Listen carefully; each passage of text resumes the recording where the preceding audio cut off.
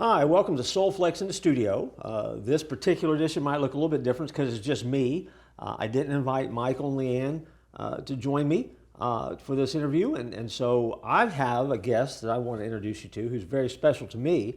This is Glenn Rogers. Now, Glenn Rogers is our Director of Missions, Associational Missionary, the Grand Poobah, if you will, of the Seminole Baptist Association. But we'll talk in one of these episodes ahead about a new name that's going to be coming.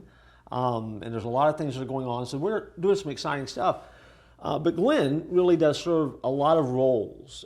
He is the driving force behind what we're doing in this region of the state of Florida as Florida Baptist, but also he is one of the main reasons that the church at 434 is the church at 434.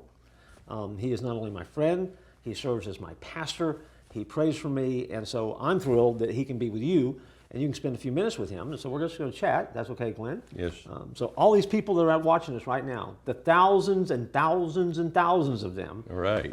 They don't know what you do for a living. Okay. So explain that if you wouldn't mind. Well, Jeff, thank you for having me. And I suppose the simplest way to say it, and is a way that I've been introduced when I was preaching at your church, is being a pastor to the pastors. Organizationally, we're organized. Southern Baptists make headlines nationally and sometimes in the state, but how we're really organized is locally. We have associations, and I am the director of our association, which is the west part of Volusia County mostly, and the north part of Seminole County. This church on 434, this kind of became an unofficial boundary for now.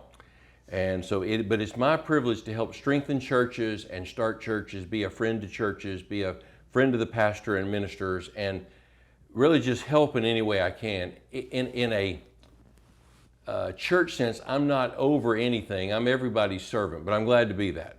And so it's an honored position because you get to be really close to the local church.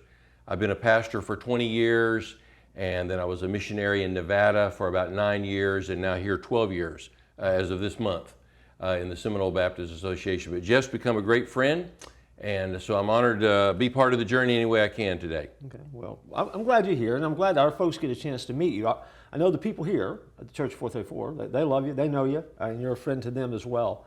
And so we're going to spend some time over the next few episodes talking a little bit, but before we wrap this one up though, let me ask you a question, and this is really kind of a broad kind of question, because you deal with pastors and churches all the time. When we're filming this, we are coming out of what has been a interesting year of ministry, where Yes. a lot of things have been revamped. This network exists because of that pandemic. What is the biggest need among the pastors that you pastor that you've noticed so far? Jeff, that's a great question, and I would say right now there's kind of a COVID weariness. It's not unique to pastors, but I'll tell you this, if you look at statistics anywhere, and for whatever they're worth, there's a certain percentage of people that have contracted the virus. Our percentage of our pastors that have is higher than that. Maybe that's not surprising because they are around such a vast variety of people. So I think that's a factor. But there's a COVID weariness in trying to do, as we were just talking before we got out here, on doing all the things we adjusted to last year in 2020, and now deciding how we're going to keep doing those things, get back to the other things, and it can get to be pretty busy. Sure. And every pastor and church has got to decide, okay, what are we, in reaching people for Christ, what's the thing we need to do now? I think the good part of it is it's made us rethink some things and retool some things in church and say, okay, how do we reach people with the gospel where they are now? How do we minister to people with their personal needs, people that already know the Lord? So those are kind of things that are just everyday things. But I think looking at people, churches looking at when are my people going to come back live and in person? That's the biggest thing. I suppose this week, as of this time, coming off of Easter, they saw a bunch of new people coming back that, new people there and people they used to see at church, live in person in church, and then wondering this next Sunday and Sunday, are they going to come back again? So it's kind of, I don't think anybody's really looking for when are we going to get back to normal, but I think they might be looking for some stability in their patterns, even if it's something different than before.